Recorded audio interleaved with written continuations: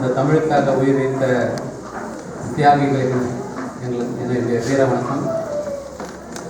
அந்த தமிழின் பேர் கொண்ட அன்பால் அந்த தியாகிகளை மரியாதை செலுத்தும் வண்ணம் இங்கே கூடியிருக்கும் அனைவருக்கும் என்னுடைய வணக்கம்.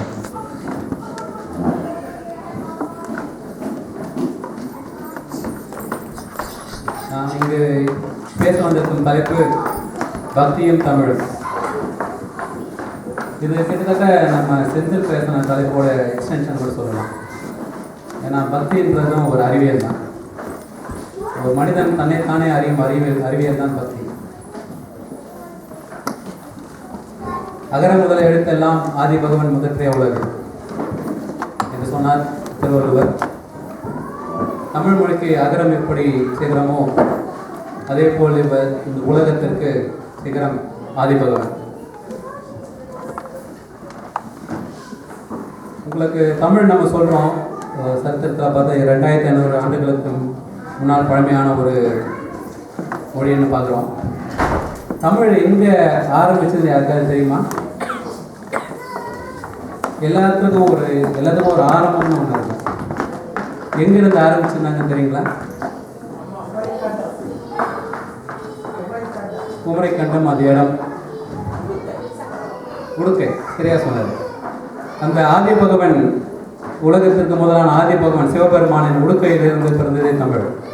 சிவபெருமான் உடுக்கை எடுத்தார், ஒரு பக்கம் அடித்தார், தமிழ் பிறந்தது.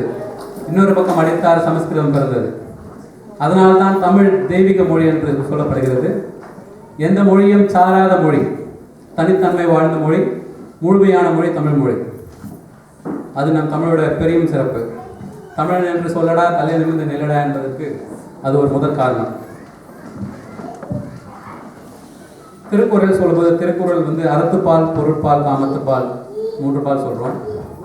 அதற்கு ஆதாரம் மனித வாழ்வின் 4 அங்கங்களான தர்மம், அர்த்தம், காமம், மோட்சம். இதில் 4வது இருக்க மோட்சத்தை திருவள்ளுவர் சொல்லவில்லை. என்னால் இந்த அறம், பொருள், இன்பம் 3ஐயும் நம்ம சரியாக கையாண்டு வாழ்க்கை நடத்தினால் மோட்சம் என்பது எல்லாருக்கும் தானாக கிடைக்க வேண்டிய ஒன்று. அதை பற்றி சொல்லி தெரிந்து கொள்ள வேண்டிய அவசியம் யாருக்கும் இல்லை. தமிழ் கலாச்சாரத்தை 3 பிரிவுகளாக பிரிக்கலாம். அதாவது தமிழ் கலாச்சாரத்தின் உயிர் திருக்குறள், தமிழ் கலாச்சாரத்தின் இதயம் திருவாசகம், தமிழ் கலாச்சாரத்தின் ஆத்மா திருமந்திரம் என்று சொல்லி வைத்திருக்கிறார்கள்.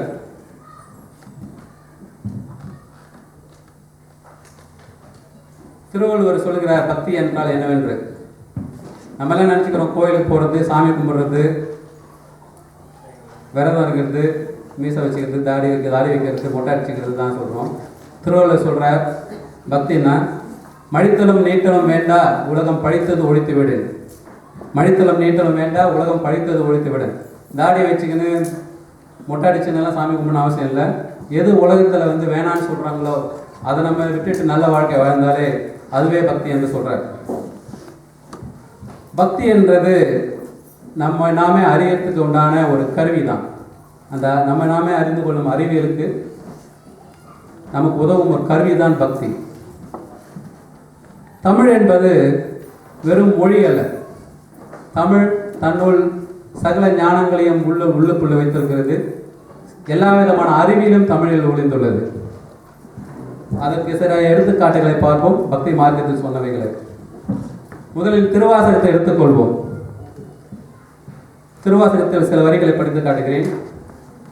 புல்லாகி பூடாய் புழுவாய் மரமாகி பல்விருவமாகி பறவையாய் பாம்பாகி கல்லாய் மனிதராய் பேயாய் கணங்களாய் வல்ல அசுரராகி முனிவராய் தேவராய் செல்லாது இந்த தாவர சங்கமத்துள் எல்லா பிறப்பும் பிறந்தளித்தேன் எம்பெருமான் என்று சொல்லுகிறார் மாணிக்கவாசகர்.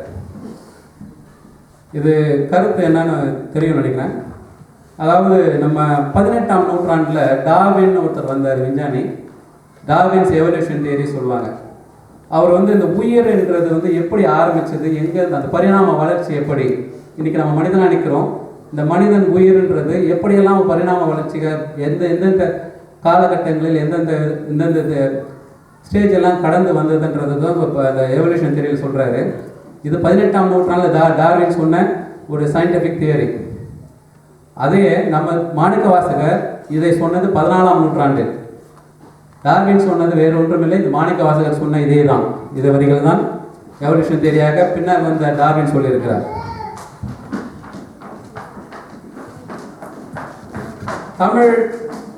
தமிழ் என்றால் ஒரு வன்மை மிகுந்த மொழி. தமிழ் தான் முத்தமிழ் இருக்கிறது. இயற்தமிழ், இசைத்தமிழ், நாடகத்தமிழ் என்று சொல்கிறோம். அந்த மூன்றும் கலந்த மொழி, ஒளி அடிப்படையில் கொண்ட மொழிதான் தமிழ் மொழி. அதற்கு இந்த முத்தமிழும் கலந்த ஒரு அருமையான ஒரு பாடல் அருணகிரிநாதர் அவர்கள் திருப்புகழ், அதிலிருந்து சில வரிகளை சொல்கிறேன். இந்த வரிகளை நான் சொல்கிறேன், ஏன்னா அதில் என்ன ஃபீல் பண்ணுறீங்கன்னு நீங்களே பாருங்கள், ரியலைஸ் பண்ணி பாருங்கள். முத்தை தருபத்தி திருநகை அத்திக்கிரை சக்தி சிறவன முக்திக்கு ஒரு வித்து குருபரை என போதும் முக்கட்பரமற்கு சுருதியில் முற்பட்டது கற்பித்திருவர் 30 முவக்கத் அதிபர் அதிபேன 10 தலை தத்தை குனைதல் ஒட்டைக்குறை மத்தை பொருது பட்டப்பகல் வட்டத்திகிரியில் இரவாக. இப்படியே போது அதில் அந்த அசுரர்களில் கூறுறது சொல்கிறாங்க. திக்குப்பறை நட்டப்பயிரவர் தொக்கு தொகுது சித்திரப்பகு என போத கொத்துப்பறை கொட்டக்கிழமை குக்கு குத்தி புதை குத்திப்பிடி என முதுகுகை. இது அது திருப்புகழ் வரிகள். இதில் இந்த பாடலை நிறைய ஆராய்ச்சி பண்ணியிருக்காங்க. அதாவது இந்த பாடலை பாடும்போது ஒரு மனுஷன் இந்த கண்டினியூஸாக அதை கேட்டானாலே அவன் மனுஷன் உடம்புக்கு ஒரு வியாதியெல்லாம் பறந்து போயிடுதான். அவன் சோர்வு களைப்பு உடல் மட்டும் இல்லை உள்ளமும் தூய்மையாகி உடம்புல இருக்கிற வியாதி எல்லாமே கலைந்து போதான். இந்த பாடலில் பார்த்தீங்கன்னா பக்தி என்பது ஒரு பக்கம் வச்சுடுங்க, இதில் மீனிங் கூட தெரியுது, நம்ம அர்த்தம் கூட புரியவில்லைனாலும் பரவாயில்ல. இந்த பாடலுடைய சந்த வரிகளை அதனுடைய இயல் இசை நாடகம் 3 ஒன்றாக சேர்ந்து பரிமளிக்கும் இந்த பாடலை திரும்ப திரும்ப அர்த்தம் புரியாமலே கேட்டாலும் கூட உங்களுக்கு அந்த உணர்வு தோன்றும். அதுவே தமிழ் மொழியின் சிறப்பு. அர்த்தம் புரிய வேண்டும் அவசியம் இல்லை. இறுதியாக அந்த 10-20% பக்தியை சேர்த்துட்டு அது எடுத்து போகிற நிலை வேறு. இதை மீதில் இந்த 80% வந்து தமிழ் தான். இதனுடைய இந்த சாங்கோடைய பவர் எல்லாமே தமிழ் தான். அந்த பாசிட்டிவ் வைப்ரேஷன் இந்த பாட்டை கிரியேட் பண்ணுறதை விஞ்ஞானபூர்வமாக எடுத்துருக்காங்க. இது எல்லாமே ப்ராக்டிஸ் பண்ணி பாருங்கள். பக்தி இருக்கணும்னு அவசியம் இல்லை, சாமி கும்பிடணும்னு அவசியம் இல்லை. இந்த தமிழுடைய அருமையை உணரணுன்னா இந்த பாட்டை நீங்கள் டெய்லி பாட வச்சு கேட்டு பாருங்கள். டிஎம்எஸ் பாடத்தை கேட்டு பாருங்கள். கொஞ்ச நாள் நீங்கள் பாட ஆரம்பிப்பீங்க. அது தரும் இன்பமே அழகு இன்பம். சமீபத்தில் இன்னொரு அறிவியல் சார்ந்த பக்தி சார்ந்த ஒரு விஷயம் சொல்ல விரும்புகிறேன். சமீபத்தில் வந்து நேனோ ஹீலிங் கார்டுன்னு ஒரு கான்செப்ட் வந்தது. ஏன்னா நம்ம எல்லாம் இதில் வேதி அது வேதி heart problem, BP, thyroid, ortho problem, முட்டி ப்ராப்ளம், 1000 ப்ராப்ளம் இருக்கும். அதனால ஒரு இது கண்டுபிடிச்சாங்க நேனோ கார்டுன்னு சொல்லிட்டு. அது ஒன்றும் இல்லை, நம்ம எஃப்பாஸ் கார்டு மாதிரி ஒரு கார்டு. அதில் உள்ள என்ன சொன்னாங்கன்னா அதுக்கு ஒவ்வொரு நோய்க்கும் உண்டான அதில் எலக்ட்ரோ மேக்னெட்டிக் சிப் இருக்குது சொல்லிட்டு இப்போ வரைக்கும் ஹார்ட் ப்ராப்ளமாக ஹார்ட்டுக்கு ஒரு கார்டு, முட்டி ப்ராப்ளமாக ortho card, nano ortho card வச்சுக்கோங்க. அது இன்னொன்று பண்ண வேண்டாம், கார்டு வாங்கிட்டு நீங்கள் ஹார்ட் ப்ராப்ளம் ஹார்ட்டில் வச்சுக்கணும். டெய்லி ஒரு 1/2 hour வைக்க சொல்கிறாங்க. வைக்கும்போது என்ன ஆகுதுன்னா அந்த வியாதி சரியாயிடுது. இது நல்லா ப்ரூவன் ஆயிருக்கு. கொஞ்ச நாள் கழிச்சு நல்லா வியாபாரம் நல்லா போச்சு, ஒவ்வொன்று வந்தது அந்த இது. அப்புறம் நம்ம அதை விட மாட்டாங்க, ஆராய்ச்சி பண்ணி பார்த்தாங்க. அதில் அப்படி ஒரு காரணம் இல்லை, அந்த இதுக்கும் உடம்புக்கும் சம்மந்தமாக ஒன்றுமே இல்லை. அப்புறம் எப்படி தான் அது வேலை செஞ்சது பார்த்தீங்கன்னா நம்ம மனுஷனோட மனசு தாங்க. நம்ம நினைக்கிறோம் காடை வச்சுட்டு இதயத்தை மேலே வச்சுட்டு இதயம் சரியாயிடும், இதயத்தில் வியாதி சரியாயிடும் தினம் நினைக்கும் போது அதில் நம்ம பண்ணுறோம் இல்லையா ஒரு தியானம், ஒரு தவம், அது இதய நோயை சரிப்படுத்துறாங்க. இதுதான் கண்டுபிடிச்ச உண்மை. இதே தான் நம்ம தேவராயர் கந்தசஷ்டி கவத்தில் சொல்கிறாரு. இதை எவ்வளோ பக்தி பாடலாம் பாடவே இல்லை. நம்ம நினைக்கிறோம் நம்ம கண்ணு நல்லா பார்க்கணும், வாய் நல்லா பேசணும், மூக்கு நகுறணும், காது, இதை தான் சொல்கிறார். காக்கா அந்த இதில் அடியேன் வதனம் அழகுவேல் காக்க, பொடிப்புனை நெற்றிய புனிதவேல் காக்க, கதிர்வேலிடம் கண்ணினை காக்க, இப்படி ஒவ்வொரு அங்கமாக சொல்லிட்டு ஃபுல்லாக பாட முடியாது. அங்கே ஏற்கனவே சிக்னல் கொடுக்க ஆரம்பிச்சிட்டா, டைம் ஆச்சு, சீக்கிரம் முடிவு பண்ணிட்டு. ஸோ இந்த மாதிரி காக்கணும்னு சொல்லிட்டு அந்த கந்தசஷ்டி தினந்தோறும் கேட்கும் போதும் தினந்தோறும் பாடும் போதும் நம்ம அதை எல்லா ஒரு உறுப்பையும் கான்சென்ட்ரேட் பண்ணும்போது அந்த உறுப்புகளை எல்லாம் நன்றாக திகழும், நன்றாக செயல்படும்ன்றது தான் உண்மை.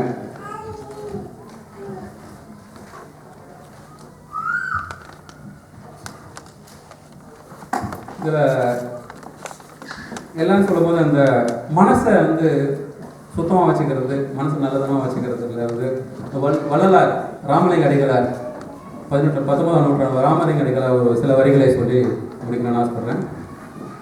ஒருமையுடன் எனது மலரடி நீக்கின்ற உத்தமர் தம் உறவு வேண்டும்.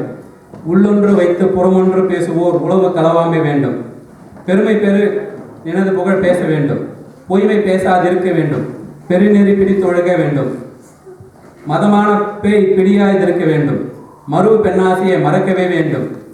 உன்னை மறவாதிருக்க வேண்டும் என்று பின்னாடி வந்து பக்தி எழுத போறாரு. இதுல முதல்ல சொன்னது எல்லாமே வந்து மனசுக்கு நீங்க பக்தின்னு நம்ம வேண்டும் போது கடவுள்கிட்ட வேண்டுறோம், கடவுள் கொடுக்குறாருன்றதெல்லாம் அது வந்து 2வது பட்சமான விஷயம்.